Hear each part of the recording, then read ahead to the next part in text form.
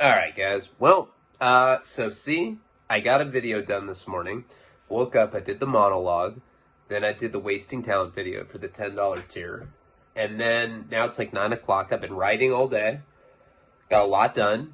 Gonna work on the documentary after this. But see, I feel like doing a video. I don't have to. I did one. You know, people won't cry. But I feel like doing one. And just that little tiny modification of my schedule allowed me to be in a much better position today. And it's been a good day. I mean, you know, woke up with the Park Avenue stuff. He sent me a comment on YouTube. He's like, somebody sent me the monologue. I've seen it. Like he's spying or something. I'm like, okay. I'm forgiving, man. I'll take the guy back as long as he promises not to harass me, man. I don't want to be fucking harassed. It's like, you know, I haven't done anything that I think warrants it. I'm trying to, you know, I went through a couple rough months, and I'm super appreciative for everybody that stuck with me, because, like, man, I was hanging on by a thread there for a second. Not on drugs. I mean, I had a little fuck up back in October, but for the most part, I'm doing pretty good right now. I'm not depressed, and now I'm in this, like, super good period where I'm just getting a lot of stuff done. Today I spent the whole day writing. I'm writing the Mickey Avalon book. I've made myself a goal to be done in 30 days. I got to do stuff on the documentary as well tonight, but I spent all day writing, and I really enjoy writing. Sometimes when I stop doing it, I forget how much I really like it. And I've gotten better as I've gotten older.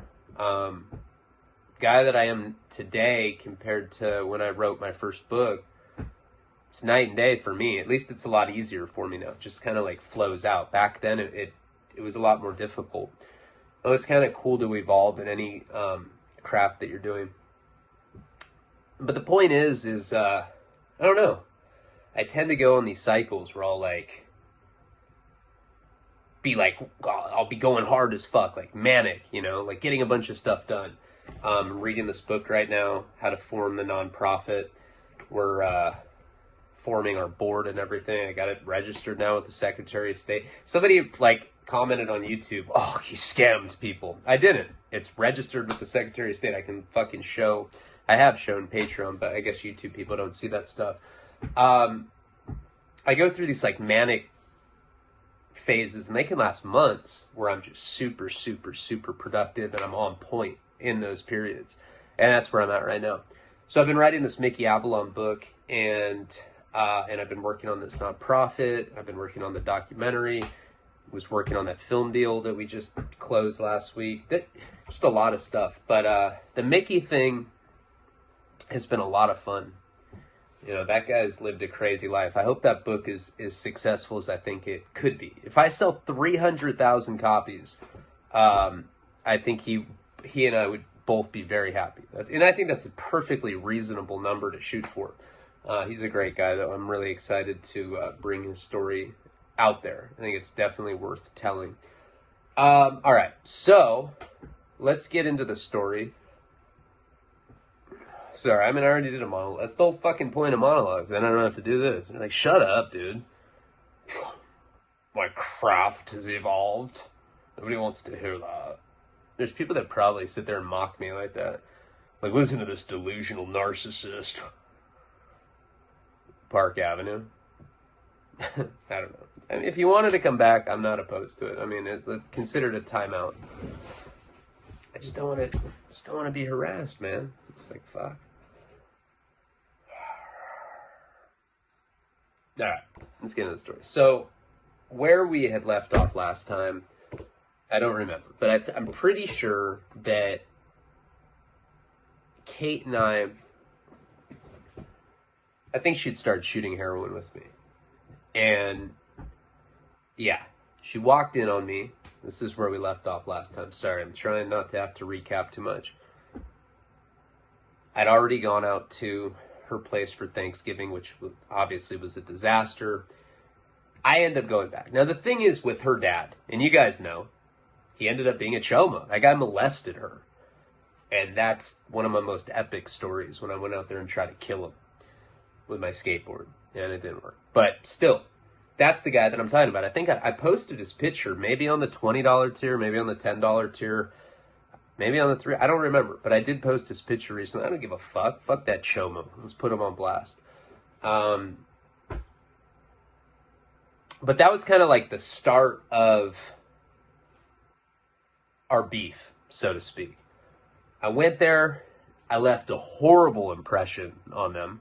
I mean, out of control drug addict. Now, their daughter was bulimic.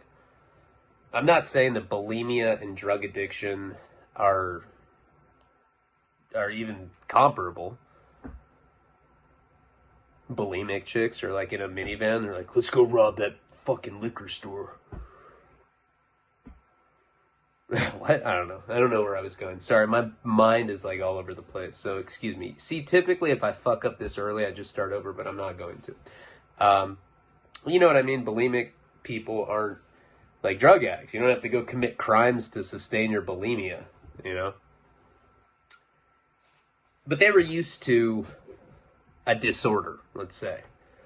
So they should have some compassion that I was a complete junkie. But you got to remember what I looked like back then. I've uploaded the journal before and it's on the cut, but you can look at me from that time. It's exactly how I describe myself. Long hair, goatee, puffy jacket. I just look like a fucking bitch. It's like, hey, what up? What, are you supposed to be a bitch? Oh, cruise over. You know, I was that kind of guy. So when we ended up leaving, after, because she went with me, she was solid like that. Like they asked me to leave, and she ended up going back with me. That was right at the end for me at this place, Dynamite. What had happened is I just started not really showing up to the teen center because I didn't want to go scrub shit off the fucking walls. Do you blame me? That's not. I was just strung out. But I honestly, sober, I don't think I'd be that down for that either. Oh, can't wait to get to work, man. Hopefully another 13-year-old shit on the wall. Nobody wants to do stuff like that. So I started being late. I started being unreliable. I started being high at work to the point where, like I said, there were kids that were pretty much calling me out on it. Oh, man, Leone's a junkie. And I'm like, what? I'm not a junkie. But it was obvious that I was high, and I started changing. And what had happened is the Dynamite, the place that I was going to, these kids, like I said, there were lines drawn in the sand when we started snorting heroin. But shooting heroin was like just out of control. It's like, you are HIV positive if you're doing that. That's how these people thought. It was really, really stigmatized. And when people found out that JP, Kate, Josh, and myself were shooting heroin, people started getting weird with us. Now, remember that guy Mike? I don't know if you guys remember him. It was back when I'd gone to Outward Bound in the beginning of the Boston thing, that wilderness program, and I said, and he was like, hey man, I've been to jail before. He's just like that. Always had his teeth out. It was ridiculous. And he was a likable enough guy, but he became a bedwetter. You know, like he'd fuck chicks all the time and then he'd pee their bed. And so he kind of was the kind of person that people laughed at. I'm not saying it's right. I don't think I did. I've never really been that kind of guy. I don't like laughing at somebody, especially a bedwetter. I think I was a bedwetter until I was like 17. No, I think I was like maybe 5. I don't know. I remember I did wet the bed when I was like maybe 7, 8, like pretty old. Like I was like old enough where like my homie was like smoking a cigarette playing Duck Hunt. Heard you piss the bed, queer. Yeah, it was embarrassing as fuck. I remember I cried. They called my parents. They're like, Ryan had an accident. My parents were like, oh my God, is he alive? They're like, no, he just pissed his bed. They're like, oh, okay. And then I had to go to a doctor, like the specialist, and like stuck his pinky up my ass. I was like, is that necessary? He's like, yeah. I was like, why? He's like, don't talk back to me. I'm a grown-up. I was like, all right. That was a weird joke. All right. So anyway, That guy Mike, because he wet the bed, he basically became the laughing stock of this place. Nobody liked him anymore because he was a bedwetter. He was like 20. I mean, I admit it's kind of fucking funny. I wouldn't laugh to his face. I'm not that kind of guy. Maybe behind his back, but not to his face. I'm not mean like that. That guy didn't have any friends. And I remember one day, he used to, but he, no pun, he kind of pissed them all away. One day I remember I went up to him and I was like, "Hey, Mike, how you doing?" He's like, "Hey, bro," because he talked like that, even when he's serious. I can't associate with you anymore. I was like, "Why not?" "I heard you do drugs." I'm like, "Mike, I did coke with you like 2 weekends ago. What are you talking about?" "I heard you inject them." It's fucking disgusting, man. I was like, "You wet your fucking bed, Mike. Are you serious? Get out of here with your judgmental ass shit." He walked away. And that was the first time. This is not a joke or anything. This actually happened. That was the first time that I realized, like, goddamn, the guy that doesn't even have friends won't be friends with me over my drug addiction. And all of a sudden I started realizing that, like, this whole time I'm going around like, "Yeah, I snort heroin. So what? Snort heroin and I skateboard. I'm artistic," you know? That shit was not well received by any of these people anymore. You know? No, I mean, dude, Mike didn't like me anymore. Hold on. Sorry. Sorry.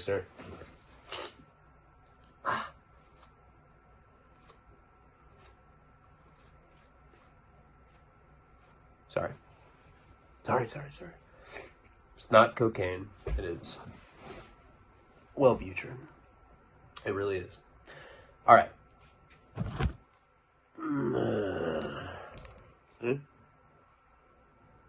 Wellbutrin.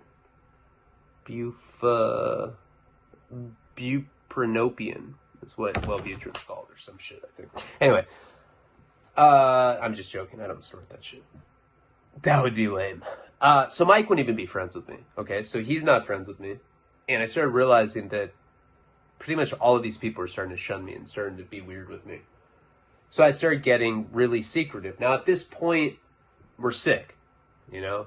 We're shooting up with JP, the guy that there's this weird love triangle thing going with Kate. At one point, so we don't have friends anymore. It's just kind of the four of us. And Josh, like I said, he just went along with anything. You know, anything we said. I'm like, "Hey, man, you want to jerk off and we'll make eye contact until we come?" "All right." You know, he's like one of those kind of friends. Yeah, one of those guys. There was him and then there was JP, and he was pretty cool, but like, of course, he became like a shell of the person that he was when I first met him. He wasn't the same anymore. He was a full-blown junkie, and that dictated everything he did. I remember one day, I walked, JP was over at Kate's. Her roommates were there. And I walked into the bathroom, and they were standing in there together. They forgot to lock the door. And I was like, "What the fuck?" And he's like, "It's not what it looks like." I said, "It's not what it looks like. You're in a bathroom with my girlfriend. With the fuck? With the door closed? What do you mean?" He's like, "It's not what it looks like." And he left. That's all that happened. That sent me on some crazy ass trip. I thought for sure that, I don't know what I thought, but I probably thought they like were fucking and they just like finished. And they're like, "Let's stand up and just stand here and look at each other now." I don't know what I was thinking in my delusional ass mind. I started getting really accusatory, you know, and I remember we got in like a really nasty fight that night, me and Kate. I was pissed off. thinking that she had hooked up with this guy, JP. Now, around that time, my friend Luke, the guy that would later, did I tell the story about how, like, one of his roommates was beating off to a picture of, like, his nephews with, like, porn magazines next to it? And he's like, it's my thing, man. Did I tell you guys about that? Fucking weirdo. That was, like, his roommate. Was, like, some chomo, first of all. Secondly, he lived with this guy named Will, right? This guy named Will was one of those guys that compulsively lies, and you just know that they're full of shit about everything. You know, he was a kid that had glasses. It's like short glasses, super dorky. And he's like, yeah, I'm part of a gang back in Brooklyn. Street name Spider. Swear to God, he said that. I was like, your street name? The fuck does that mean? He's like, I don't know. That's what they call me in the neighborhood. Spider here. You know, I also know a guy that sells machine guns. And I'm like, all right. So I never liked this guy. He was like a compulsive liar or whatever. It's like everything he said was just ridiculous, you know? He's like, yeah. Sometimes when I buy weed, my uncle lets me go pick it up in his submarine. Some shit like that. I don't know. That one was stupid. But anyway, I didn't believe him. That night that I was fighting with Kate, when I had walked in the bathroom and thought that she was like fucking JP, that guy Will had crawled in Kate's apartment window. He like climbed up some oak tree, went inside of her apartment, and stole like a $30 steak from them, and then brought it to Luke's house, his roommate, the guy that would later give me $50,000 for Molly, the guy that would later own a strip club, the guy that contacted me years later, brought me the Lexus, that guy. He lived with this guy, Will. And I guess what had happened is Will had stolen the steak and then gone back to their house, and he's like, I found this $30 steak. And everybody was all stoked. They're like, cool, let's barbecue it, or whatever they were going to do with it. And then these girls started, like, kind of complaining to somebody. I don't know how, but, like, somehow it got out that a steak was stolen. Like, somebody crawled in our window and stole a steak. I feel so violated. And then just coincidentally, he shows up at his place with a 30-pound steak. So obviously he crawled in the window and he did that. Well, I was already fighting with Kate that day because JP and her, to this day, I think they were making out or something. I don't know. I'd love to know. If anybody knows or ask her, be like, what the fuck happened in there? It's been, you know, in like 2003. It's 17 years ago, and I gotta know what happened. So we put two and two together. We figured out that, and I wasn't talking to Kate because we got in this blowout fight, and we kind of figured out that that he had stolen it. So I was already in a bad mood. I was like, I'm gonna fuck this fool up. Ugh. I was like 5'6", but he was like probably like the same size as me, and like so all the girls in her house, like, and I wasn't talking to Kate, but I'm like, come on, I'm gonna go kick Spider's ass, you know, and I knocked on their apartment door, and he came out. He's like, yeah. I was like, hey, man, we're going to get down right now. He's like, okay. My parents have had me in Taekwondo for like 17 years, or whatever he said. Not 17, 7 years, or whatever he had said. So it became like one of those classic, like, you know, schoolhouse fights where like everybody was watching. They made this big circle around us. And I'm more of a shit talker than a fighter. But all these people were watching, and I was already mad, like I said. And I was like, why'd you steal the steak from my girlfriend's house? And he's like, they left it there. I'm like, they left it in their house? What the fuck kind of response is that? He's like, I don't know. Dude, if you come anywhere near me, my dad's a doctor, and he'll sue you. I'm like, I don't give a fuck. And I just went up to him, and I cracked him, you know? And he falls on the ground, curls up in a ball. It was kind of not really a fight. I just hit him in the face, And then I stomped on him a bunch of times. I hurt him pretty bad, though. I mean, he was bleeding and stuff, busted his lip, nothing broken, but, like, I beat him up pretty severely because I was already enraged because of what was happening with Kate. Well, I'm not positive, but what I think happened is that he told on me. Not sure, never been able to substantiate that, but I'm pretty positive that's what went down. The next day, Kate and I had been inseparable since the first night that I met her. That night that I went back to my apartment, we snorted Adderall, my wiener didn't work, woke up in the morning, boned her, and she's like, oh my God, I thought you sucked. I was like, why do you make face like, That was like the first night that we weren't together. And I remember she was usually like, she slept over and she'd go work at this modeling agency. I remember, a really funny thing. This is a good one. To deviate real quick. So she was working at this modeling agency just as an intern. So she wanted to be a model. I don't know, that kind of model. She was pretty. I'm just being mean right now. I actually, I kind of feel bad that I'm making fun of her because she was pretty and I, really, really did love her a lot. Actually, to be honest, her fucking broke my heart. And that's that. That's why I'm being a piece of shit, because I'm like that. If I can't have you, nobody can.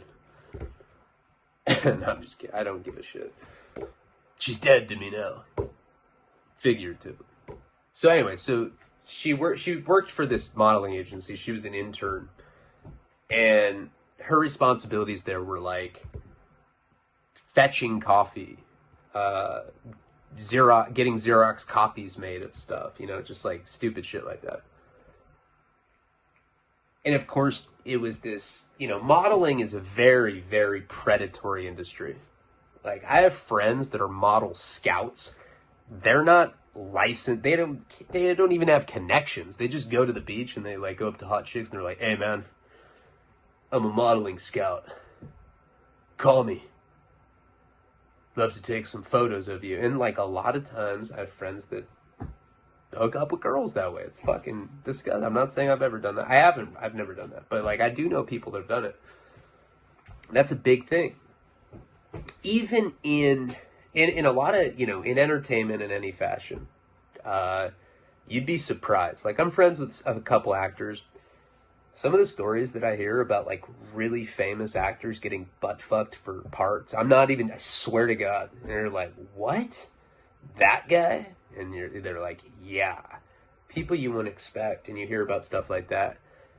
Modeling's the same way. Anything in entertainment, there's going to always be this sexual exploitation aspect to it, which sucks. And the Me Too movement, I think it's kind of I don't support it because it's if you're being raped or molested or anything, call the cops. Don't do it in a hashtag capacity 10 years later. Be like, yeah. He whipped his dick out to me too. Yeah, but now nobody knows who I am anymore, so I'm going to fucking tweet about it. It's kind of bullshit, right? But, of course I'm against any kind of sexual abuse, harassment, whatever. The modeling industry is horrible. So she would get hit on at work all the time, and, she would tell me about it. And so this Christmas party was coming up, and she's like, hey, the modeling agency's having a Christmas party, and I'm allowed to bring a date. Do you want to go? I was like, yeah, I didn't want to go. I'm painting it so that I'm some cool guy to you guys. Yeah, I'll tag along. Yeah, right. I would never let her go to a party like that by herself. I was way too insecure for that. Even to this day, I don't know. I don't know if I'd let Karina. Yeah, I would. She goes and does stuff by herself. I was just really, really insecure back then. So I ended up going with her to this Christmas party. It's in some 2-story building. I think that was the agency itself. And I remember we got nice and drunk off champagne. And she looked beautiful that night. She was wearing some little black skirt. I was wearing a sweater and khakis. Even though I had acne and a goatee. And I actually even combed my hair. I looked kind of presentable. I was like, man, do I look like Ethan Hawke? And she's like, no, not at all. I was like, yeah, for sure. Let's go. So we ended up going to the party, and we got drunk. So at one point, I was like, babe, I'm horny. Let's leave. She's like, do you want to go to the girls' room downstairs? I was like, yeah, for sure. It was one of these like public, it was like one of these public restrooms or whatever. So as we're going, we had to take an elevator down there. Well, we ended up taking an elevator with, I don't know, one of the senior staff there that Kate knew. I forget what her name was. Like a bigger lady. And she's like, oh, hey, this is your boyfriend? She's like, yeah, this is Ryan. I was like, hey, nice to meet you. And she's just like, so what do you do for a living? I was like, well, I don't do anything. I'm just in this internship program with her. You know, I'm taking some time off before I go to college. She's like, oh, no job. Said it just like that. I was like, did you not hear me, bitch? I said that I'm doing educational stuff. I didn't say that. I was like, yeah, I don't have a job. I suck. I don't contribute to the society. So she's kind of a bitch to me, whatever. So we get off the elevator, and she like goes out these like front doors. So we go to this public bathroom, and we go to the stall. But it was like, you know how like sometimes in a public bathroom stall, it doesn't close all the way? Like, or like it won't close. You can like close it, but it can open by itself because it like won't latch anymore. It was that kind of door. So we go to the bathroom stall and we like kind of close it, and there were like these handicap pulls. So she just bends over and I am boning her doggy style. We used to have sex for like a long time, you know. Who knows how long? It was probably been having sex for like 15 minutes or something. Like we're both just drenched in sweat. We're super drunk, right? And I'm just fucking her, and and this lady walks in, and the door hadn't opened all the way. It was like kind of like cracked up. Like you could see, like if you were looking at it from an outside vantage point, you could see that people were having sex in there for sure. Like maybe you wouldn't be able to like identify that it was me and her, but you could definitely see like the movement, and like you could see like what it was that was going on.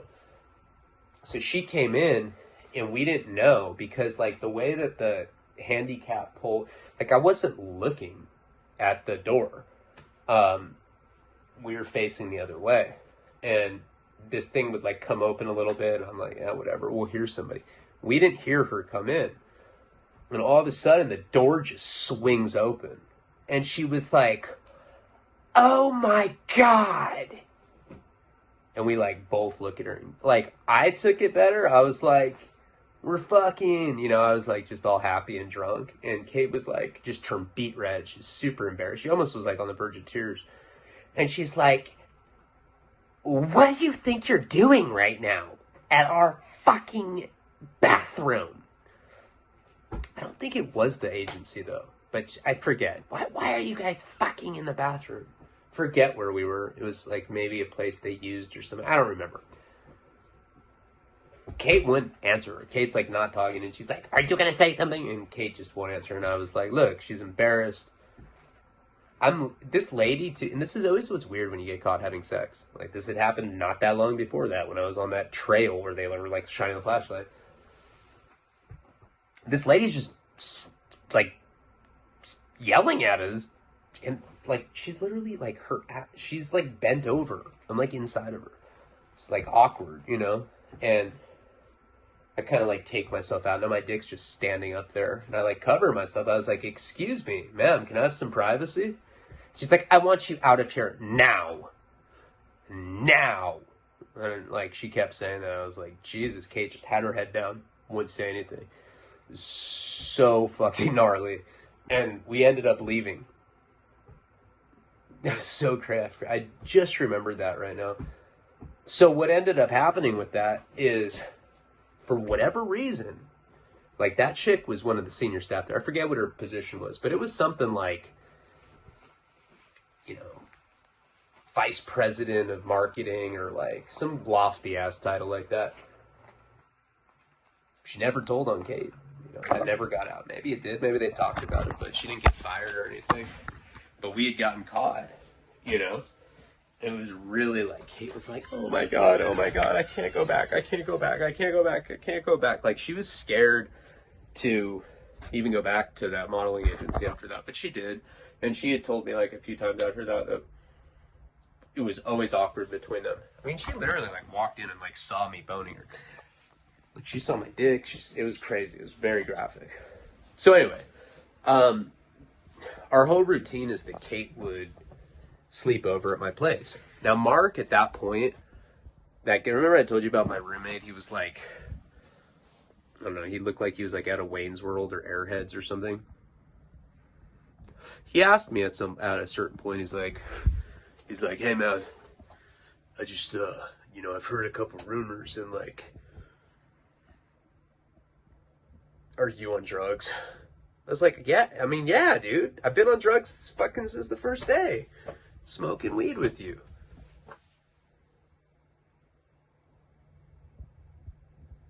All right. Thanks for being honest. That's it. He didn't like ask specifically what we were talking about. I just remembered, I don't know if I had told you guys, but one of the first nights that I moved in there, did I tell you about the brawl that I got in? I don't know. I don't need to go into that now, but I mean, maybe at a later point, I think I mentioned it when I got in the brawl with the Yankees and Red Sox fans. But I like brought that up. I was like, dude, come on. Like I had your back in the brawl. Like, you know, I was like, yeah, well, thanks for telling me. So our whole routine is like, you know, Kate and I pretty much took over that apartment. Like, we were always in my room just boning all the time. We're 18. That's what you do when you're 18. She would wake me up for work, and I was still always late.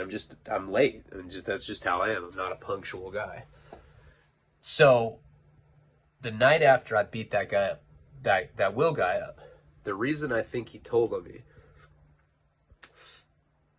Kate didn't sleep over that night. It was like the first time in a long time that she didn't sleep over. So I slept in. And after I slept in, I missed work. And I was strung out. I'm shooting heroin at this point. Now I know how to do it myself. Whatever, I'm all fucking strung out. I don't get out of bed that day. Maybe just I get up to like pee and to like do a shot. There's a knock on my door. Well, oh yeah, okay, this is what happened. Sorry. Because I remember Kate being there. I was like, wait, I thought she wasn't there. This is what had happened. So like later that day, Kate comes over. Probably, I don't know, 2 p.m. I think like on certain days she did half days. She came over, she like apologized, said nothing happened between her and JP, and we ended up doing some dope together, and then we had sex. Passed back out of bed. That's exactly what happened. So this is like around like 4 p.m. now at this point. There's a knock on my door. There's never a knock on the front door. And I was naked, so I just put a blanket around myself and I walked up to the front door, you know, covered in like a comforter.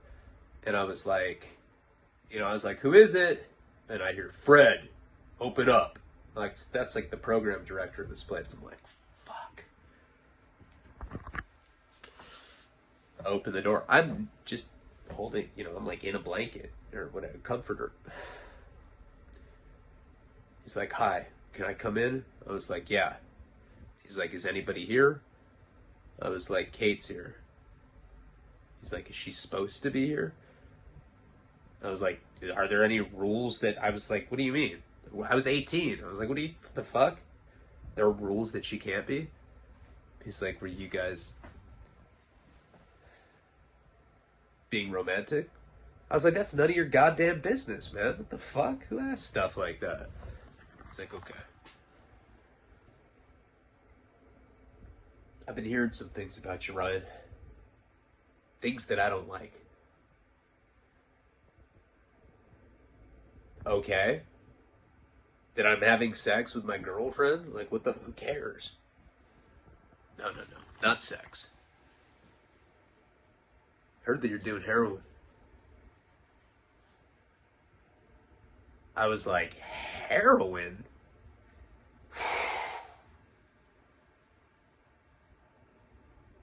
Hey, man, I'm a teenager. I don't know what the fuck you're talking about. It's like, Ryan, we know that you're doing heroin. He was like really sad about it. It was like kind of like some touching ass moment, but I was like in complete panic mode because I was high as fuck on heroin at that moment. And I was like, nah. Definitely not me. I don't know. I don't know where you get your information, Fred, but you're wrong. He's like, can you roll up your sleeves for me? I was like, no. I was like, now you want to like look at my body? But how's that if I was naked? Maybe I ended up getting dressed. It's weird. This particular time period, or at least this story, is pretty fragmented in my mind, and I'm trying to like. But I remember specifically that that when he knocked on the door, I was in my comforter or blanket or whatever. Just with that, I was naked. Maybe he had me go get dressed, because I remember that then he wanted me to lift my sleeves up. It doesn't really matter. It's a trivial fucking detail, but I don't want to be crucified like the 4-door Mustang. God. I swear I put that on everything that's important to me. That story's true. The door to the Mustang got knocked. It was a Mustang. I just didn't realize that there wasn't a back seat. I was in the back seat at the time. The guy that had opened the passenger seat was in the front seat. You had to like crawl back there. Anyway, doesn't really matter. I was wearing long sleeves because he asked me to roll them up, and I refused. And he said, okay, will you submit to a drug test? And I said, no. And he goes, okay, well, I'm going to have to ask you to leave the program. I was like, huh? Consider yourself expelled from this point forward. You're terminated. You can't be here anymore. I swear to God, that moment hit me like a trick. Like, I didn't expect that to happen. You know, and you got to understand why. Like, at that point in my life, hold on. Gotta blow my nose. Sorry, intermission.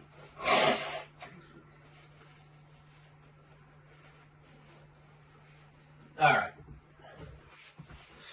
I'm back. Way better.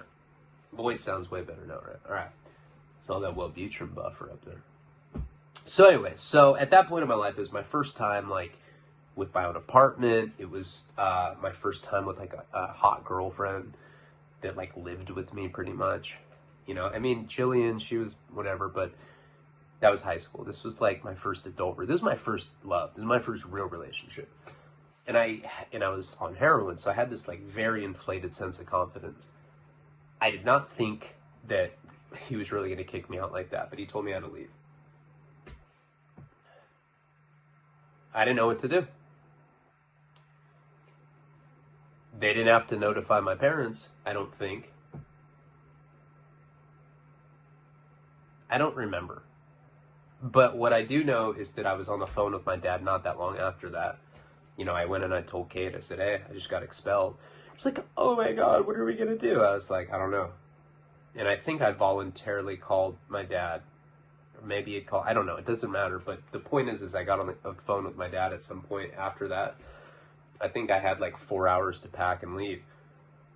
And I did tell my dad that I'd gotten kicked out.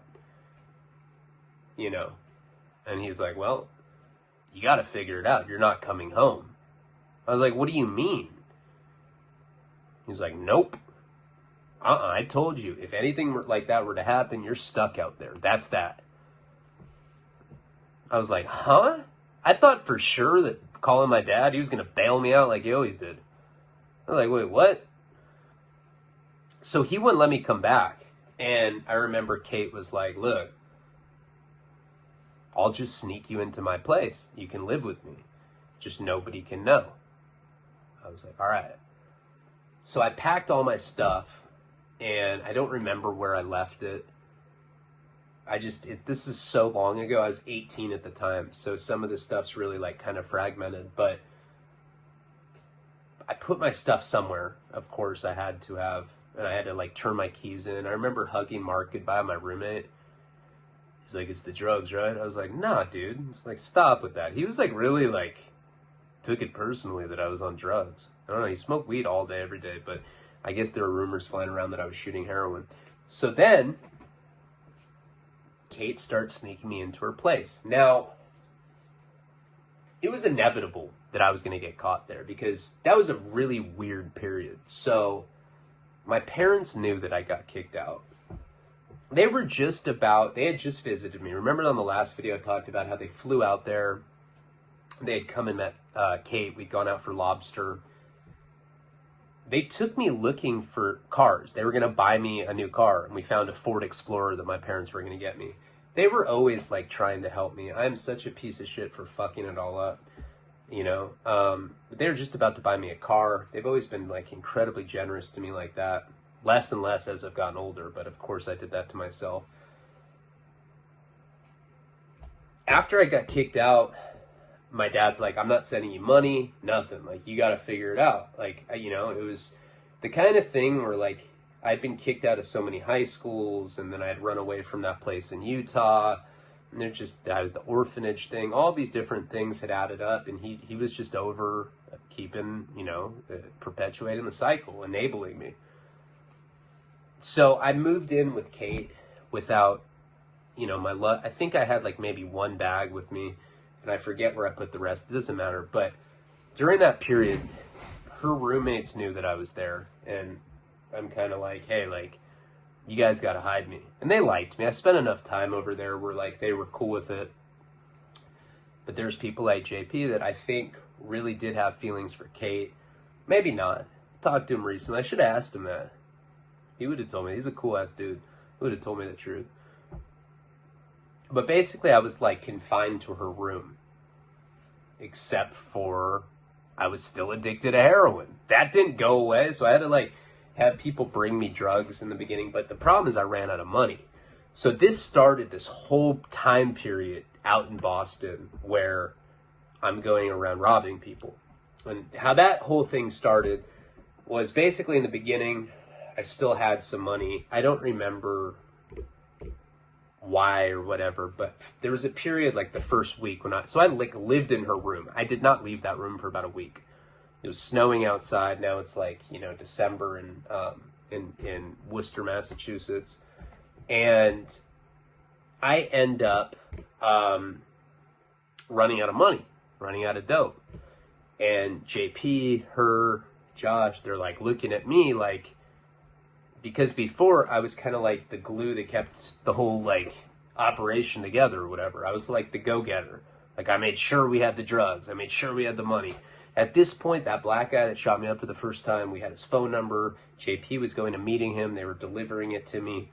All that. When we ran out of money, I had to start sneaking out of Kate's place at night.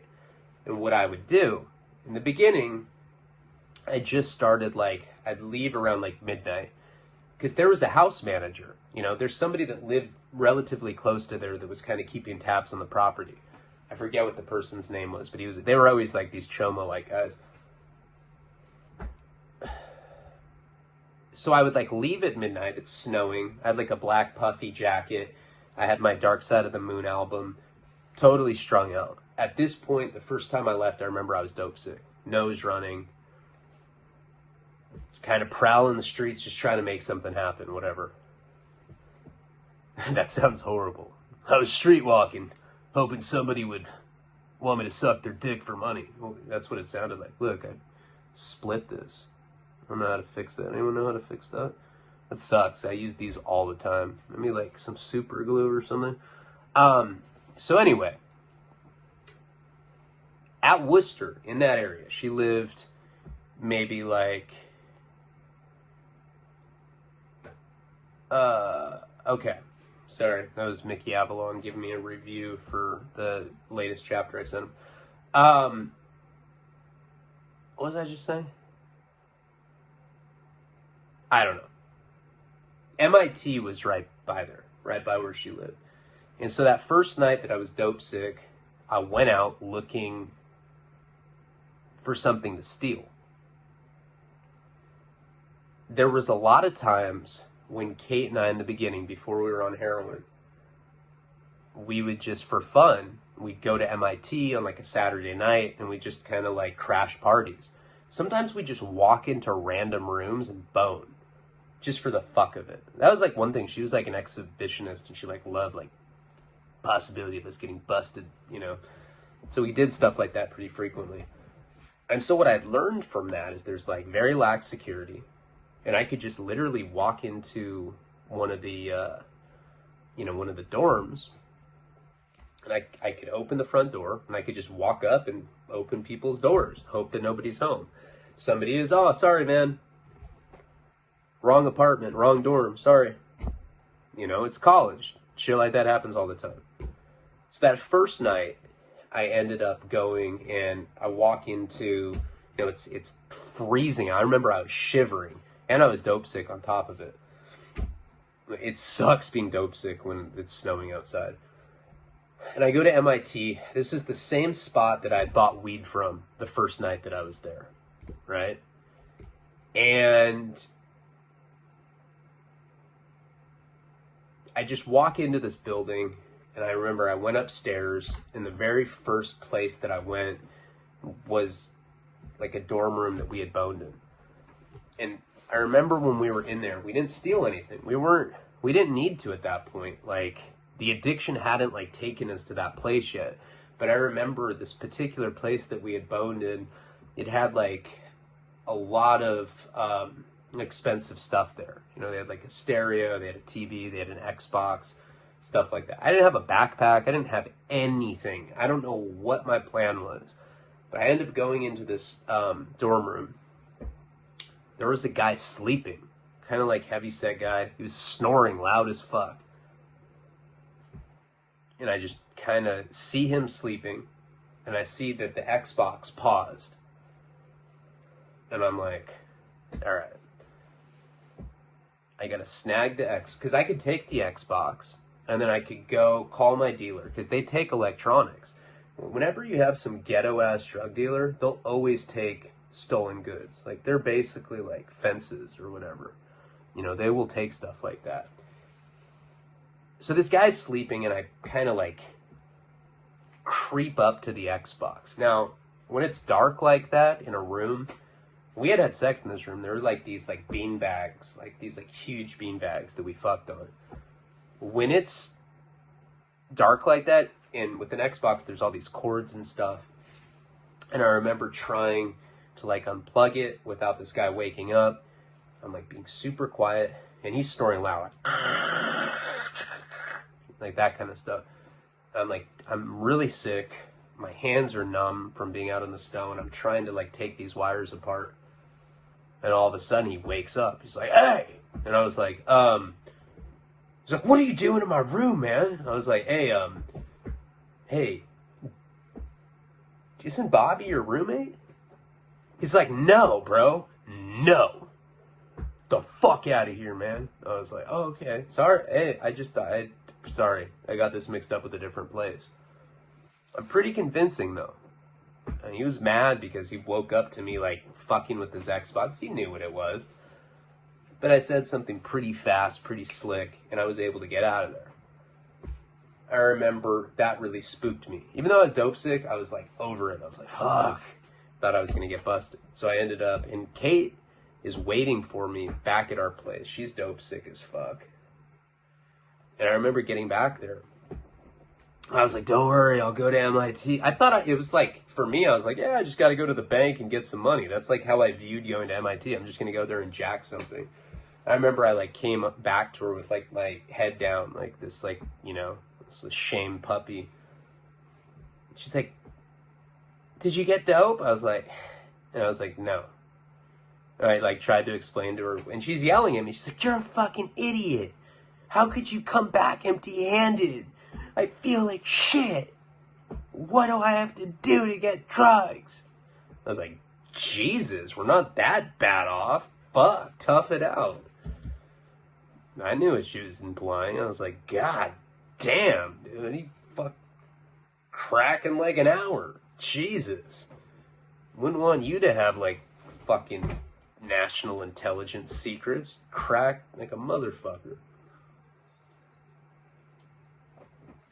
And so that night, I remember we were in her room going through it. It was late at night. Finally, just in the middle of the night, probably 3, 4 in the morning. We weren't sleeping, of course, because we're both dope sick. And that dude Josh ended up showing up. And he's like, hey, I got something for you guys. I didn't want you all to go sick. Here you go. He got as well. And, you know, that let us at least make it to the morning. So now we're stuck in this kind of fucked up cycle, you know. And anybody that's been strung out on heroin knows it. Okay, so Kate goes to work and I tell her, I say, look, I'm going to go out in the day. Like, it doesn't even matter that there's, you know, the apartment manager. I'm just, you know, the only way that I'm going to be able to keep our habit going is if I leave in the day and go hustle up money. That's it. That's the only way that I'm going to be able to do it. So she ends up going to work. This is the second time I'm trying this now. So now it's the day. And I'm thinking that it's probably a lot less sketchy in the day. I sneak in, but now I have to worry about sneaking out of her place, property, or the house manager seeing me, leaving, and then when I'm coming back, same thing. So I leave, and I'm very careful, very paranoid. Nobody saw me. I go back to MIT. I'm such an idiot that I go back to the same place that I was at the night before, where the like overweight guy caught me. I go and I pull that door handle, it's locked. Yeah, no surprise there. So I'm kind of just lurking around this dormitory, you know, this building. It looked like an apartment complex, but it was huge. There's a shitload of different units in there. And I'm just kind of like walking around. I'm not like completely dope sick, but I don't feel great either. And I remember I went and I was like turning knobs, and finally I opened one. I opened it and there was like a PlayStation 2 in there, TV. It was just somebody's room. I was like, cool, I'm taking this PS2. Closed the door. I don't want to have the door open, have it be all obvious if they came back. Again, if anybody came back, oh, sorry, man. Like, I thought this was my friend Jeff's, you know, dorm room or whatever. So I ended up taking this PS2 and I got away with it. Tucked it under my arm, walked out of there, playing in the day. I'm like, that was easy. So I ended up taking that. Then I took the bus down to King Street, the old place that I used to score. I traded the PS2. I think I ended up getting a bundle for it, you know, 10 bags or something. And then I took the bus back to Kate's, kind of waited, made sure that the house manager couldn't see me, went in there. You know, I had already gotten well, of course, while I was down in the ghetto.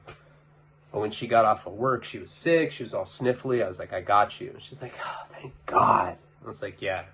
I had all these different bags. So we learned, and that was a horrible thing for us because now we learned a way to make money. Going into, there's a shitload of colleges around there, and there's a bunch of different ways for us to make money just by going into these rooms and stealing stuff. And so I started doing that. You know, she'd go to work, I'd go out and I'd lurk around. And I got into some bad situations during the course of, you know, when I was like stealing stuff from college kids. We'll get into all of that. And sorry that I'm not ending on cliffhangers. There will be videos like that, but not every video needs to be like that. This is a good series. I want to just keep it going. I felt like doing a second video today, and that's that. All right, guys. Palabra.